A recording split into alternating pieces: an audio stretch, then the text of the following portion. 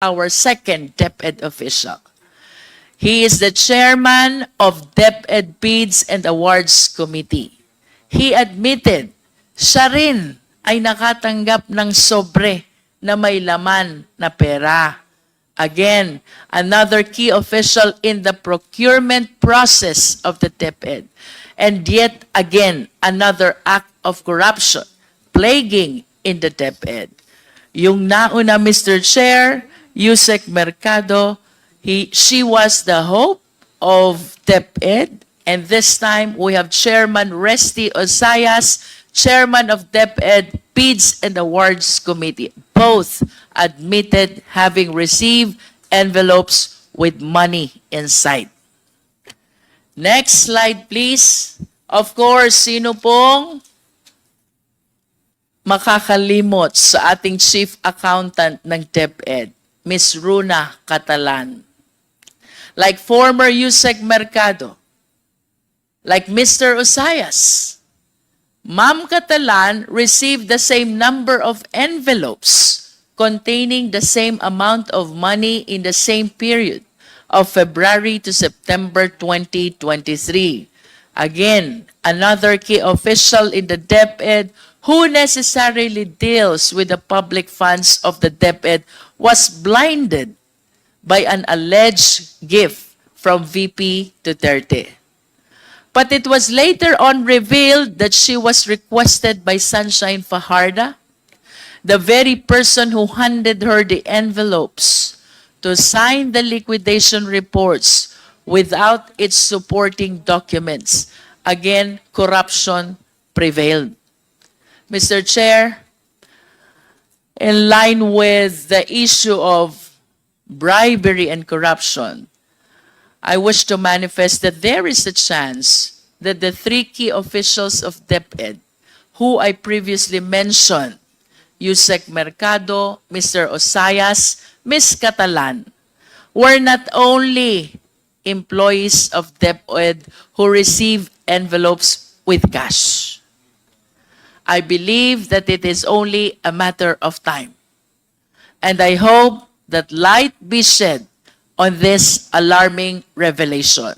Tayo po'y naniniwala na hindi lamang ang tatlong opisyales na ito ang tumanggap ng envelope na may lamang pera mula sa ating Vice Presidente.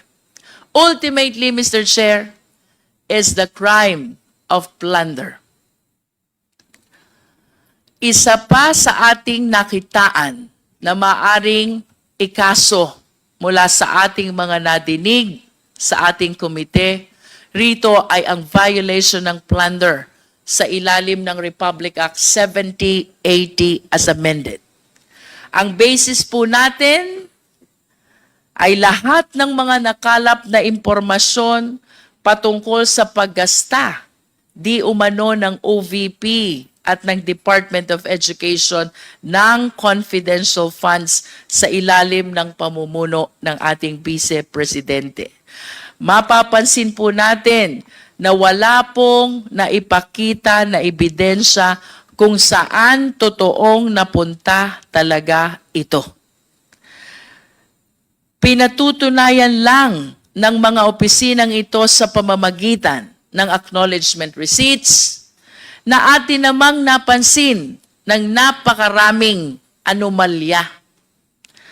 Pareho ang sulat, pareho ang pirma, pareho ang tinta ng ballpen.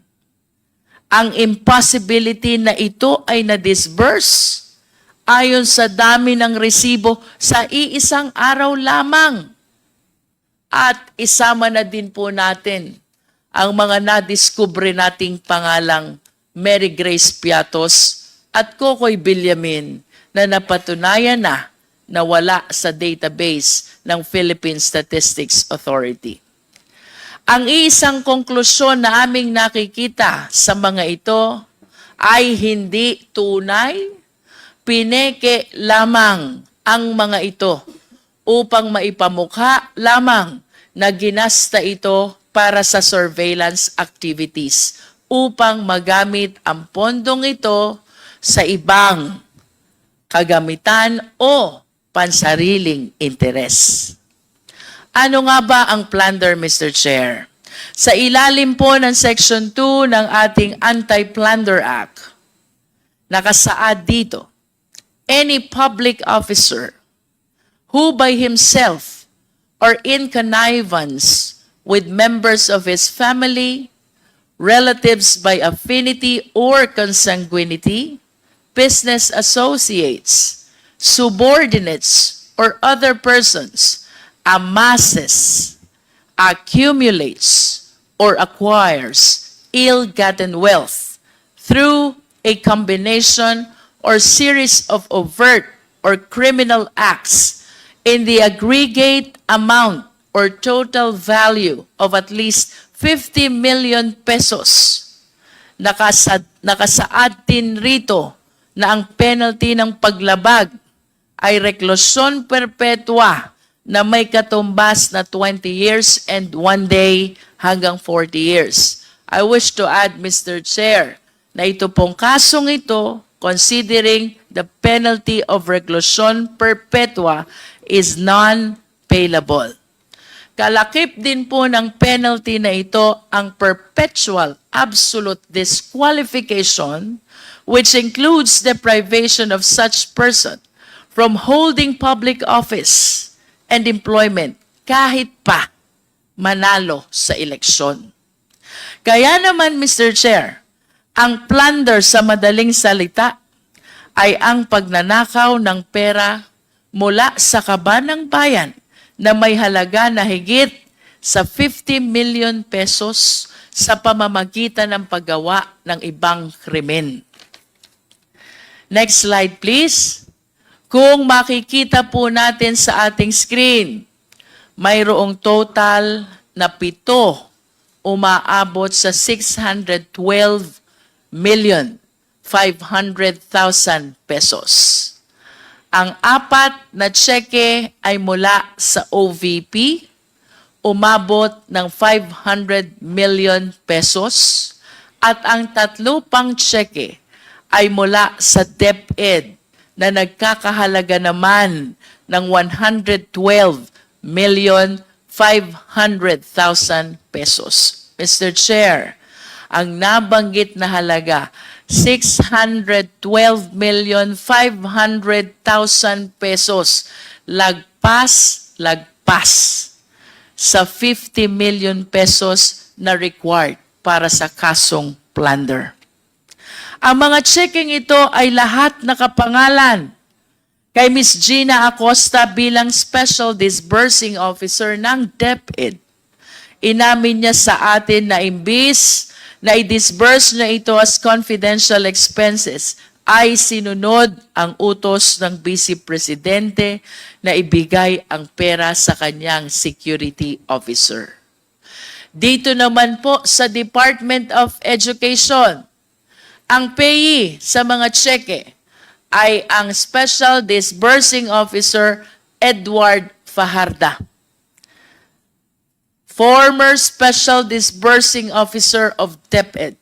Inamin rin niya na nung nakaraang hearing na ang perang kanyang natatanggap ay kanyang ibinibigay sa security officer sa utos din ng ating Vice Presidente. Mr. Chair, I wish to show the breakdown of the confidential funds which were received both by DepEd and OVP. For OVP, Mr. Chair, for clarity, we have 125 million, that is last quarter of 2022, and then 125 million for the first, second, third quarters of 2023, total of 375.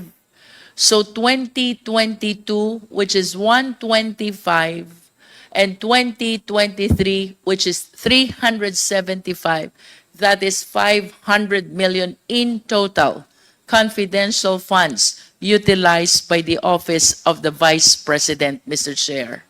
For DepEd, Mr. Chair, I understand that these were utilized during the first 3 quarters of 2023, 37,500,000 each for the first, second, and third quarter of 2023, which totaled to 112 million pesos confidential fund utilized by the Department of Education. In total, Mr. Chair, ang kabuang halaga po na ating naimbestigahan pertaining to the utilization of confidential fund is 612,500,000 pesos. Napakalaki at nakakalula. And to be very candid, Mr. Chair, ilang bata na sana ang ating napakain. Ilang bata na sana ang ating napaaral. At ilang pamilya na sana ang ating nabigyan ng bahay. Mr. Chair, considering that the amounts involved here far surpass the threshold for plunder, na mas kilala bilang pandarambong, it is my humble position na dapat po talaga ay maipagpatuloy at mapalalim pa ang investigasyon upang malaman kung sino ang nakinabang sa perang ito. Such an investigation may not be for Congress to conduct anymore. Again, our ultimate purpose here is to legislate. Such an investigation, however, we will ensure will be conducted, Mr. Chair. Hindi po basta-basta ang mga pangyayaring natuklasan natin rito. Finally, Mr. Chair, ayon po sa isang Supreme Court decision, this is Macapagal Arroyo versus People, GR numbers 220598 and 220953, dated July 19, 2016.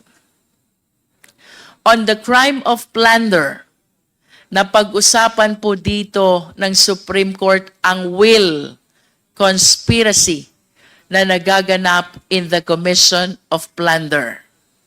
Kaya kung may pagpapatuloy po ang investigasyon, maigi pong matingnan kung sino po ba ang hub, sino ang mga spokes, ilang conspiracy po ba ang ating pinag-uusapan.